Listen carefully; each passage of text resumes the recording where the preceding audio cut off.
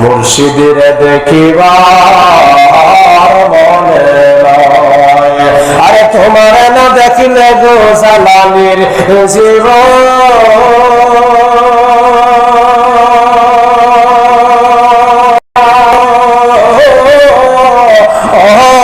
কেমনে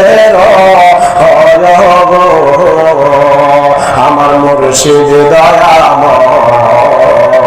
মুর্শিদের দেখিবা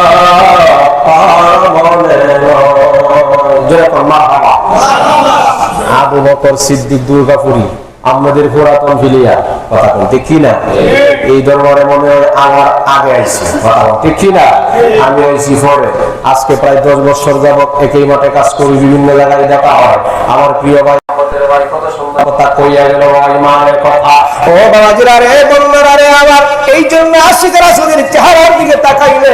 বাবাজিরা আমার চোখের আগে না মাপ হয় সুবহানাল্লাহ বলবেন না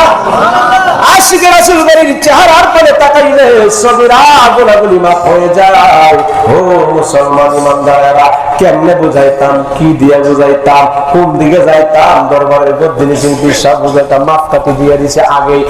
একটা বাবাজিরা আমার র‍্যাগ দেলাইছে র‍্যাগের বাইরেতে যাওয়ার কোনো বাবাজিরা আমার পাওয়ার নাই কারণ তরিকত হচ্ছে আদব দিয়া ভরপুর আদব রক্ষা করা বাবাজিরা আমার পর এই জন্য আদব যার ভিতরে আছে তরিকাতের দরবারে তার বাবাজিরা আমার মাকাম কত করে উঠে গেছে ও মুসলমান ইমানদার এই জন্য সকলে আদব বজায় রাখবেন ভালোবাসা বজায় রাখবেন আদবের কারণে মানুষ অনেক সময় বাবাজিরা আমার পাপিষ্ঠ মানুষ নিকৃতি পরিণত হয় আদবওয়ালা মানুষ যদি আদবটাকে অনেক মানুষ জানে না এ তার ভিতরে আমার আল্লাহ ওয়াজানা ইলম দান কইরা দেয় যেরকম সুবহানাল্লাহ